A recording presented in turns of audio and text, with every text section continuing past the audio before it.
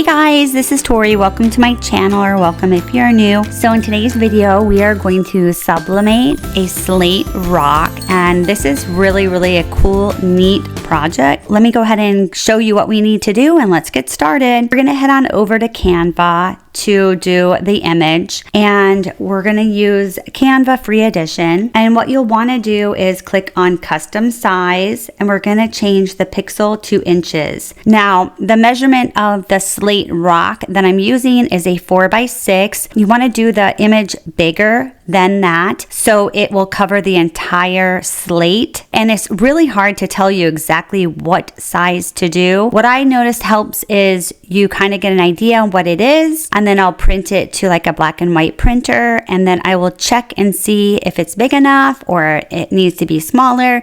Really, that is the best way I can tell you to get the correct measurements. We're going to go ahead and enter 5.2 by 7.2, and that is the measurements that I determined I need for the 4x6. Doesn't that just sound so odd? But that's how it goes, I guess. Next, we're gonna hit create design. And I'm making this for a good friend of mine because her dog passed away, and I wanted to do something special. And I think that these slates are really nice. And when you sublimate on them, they turn out great.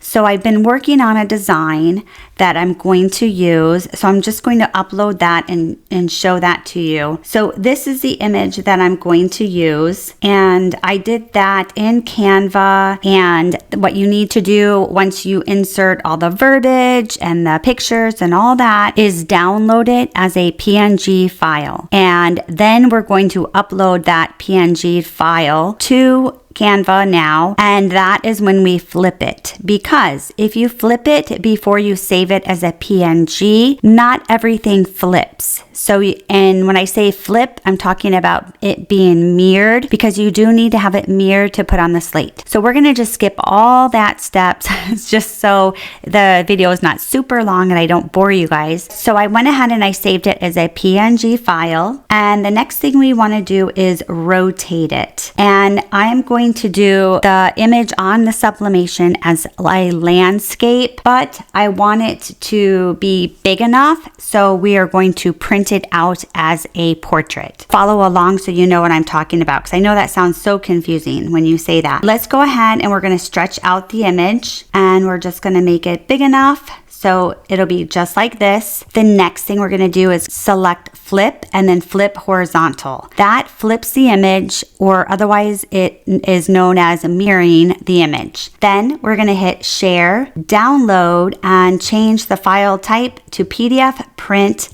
and hit download. And we're gonna save that PDF to our desktop, and then I'm gonna go ahead and walk you through the next step. Here is the image in PDF. So what we need to do is hit file print, and I'm going to change the printer to my Epson ET 2720. And you also want to make sure that you have the actual size selected. And again, we're using portrait. So we're going to go to properties, and I'm going to use the HIPAA sublimation paper, which is a legal size. And you want to make sure your paper type is a premium presentation type paper matte, or even presentation paper matte. You just want to use something that is a high quality, and same with the quality of the ink needs to be high. And next we're going to just take collate off, go up here to more options. You want to make sure that the rotate and the high speed and the mirror are not selected, because remember we mirrored it in Canva already. And then we are going to click on advanced. And I have color controls selected, and the color mode is Adobe RGB Gamma 2.2. And then I've already adjusted my color controls to my liking, and everyone is different. And then we're going to hit OK, and we're going to load the printer, and we're going to get started. This is the image we're going to use. So let's go ahead and we're going to cut around it a little bit. Let me go ahead and cut this as well. This is the slate, and the slate comes with these little brackets, so you can just place the brackets this way, and then you'll place the slate just like that. Isn't that really cool? Okay, So before we sublimate on this, we need to clean it with rubbing alcohol. Let's just put a little bit on a paper towel. And we want to just rub it across here. And the reason we're doing that is to just get rid of any of the debris that might be there that you may not see, because once you sublimate, that will be permanent and you will not be able to remove any of that debris. You want to also make sure it's dried thoroughly. Looks good.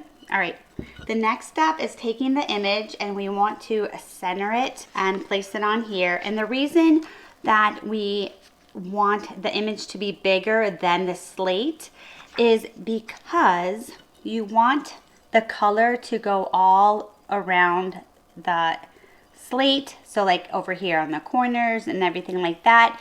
You don't want to just have the image and then have the white part not be sublimated. So then it just sticks out that way. So that was the purpose of making it bigger. We can kind of see it through the back here, and I'm going to line it up so it's centered, and this looks like it is perfect. Okay, let's just kind of see. Maybe put it over here a little bit. And then you want to use sublimation tape or heat resistant tape, and we're going to go ahead and tape it. I'm trying not to move the image, and you want to tape it. You want it to be pressed against here very tightly. And let's go ahead and do that. Okay, so, and let's just double check. All right, and I'm just making sure that all of it is colored, that all of it has color on it. Okay. So I'm going to turn it over, and then we're just going to continue taping it. And again, you want to make sure that this is pulled tightly so it is firmly pressed against the slate. And I think it's best to have it taped as much as you can, and I will show you what I mean by that. So now what I'm going to do is just tape it. Let me show you. Let's just do like half and half a little bit like this, and then we're just going to pull it down and see, so it's like this. And the reason being is because you want it all to be pressed so you know that it's firmly pressed against the slate, because if it's not taped and pressed against it, then it just won't be even when you sublimate, if that makes sense. And everyone does this differently, so this is what I've noticed works the best for me. So it is, you know, even throughout, but if you do it differently, you know, we can all do it different ways. I'm just telling you what works for me. So I'm using the HTV Ront Auto Press, and we set the temperature to 360 degrees, and the time is 199 seconds is what is the longest duration that you can do on here. And to sublimate the slate rock, we are going to do it for 600 seconds. So we're just going to do 199 3 times, and we're going to do that. So I always like to use Teflon on the bottom just to protect the pad. And then I also like to place something on the top to protect the metal. So what I'm going to do is use parchment paper, and we're just going to wrap the slate. So let's do that really quick. Let's go ahead and I'm going to pull this out, and I'm going to use parchment paper, and I'm just going to wrap this just so I protect the top of the auto press. And then let's just go ahead and let's do it like this. We're going to wrap it like a present, just like that, and then I'm going to tape it just like that. Okay, just so we protect the top. And we are almost preheated. You definitely want to use heat resistant gloves because this is going to get very, very, very hot. So we want to do that. And as soon as we reach 360, we're going to press go. And when the timer goes off, we're going to do it a total of 3 times, and then we're going to check it out. Let's go ahead, we're going to place this in and press the go button. And this will be our first round. So we're almost done with the first session. As soon as the timer goes off, We're going to press it again and do the next 199 seconds. Okay, we're going to go ahead. This is our second time, and then we'll be back. So we're almost done, and we're going to go ahead and do it for the third time, and then after that, we're done. Okay, so definitely have your heat-resistant gloves on because this is very, very, very hot, and we're almost done.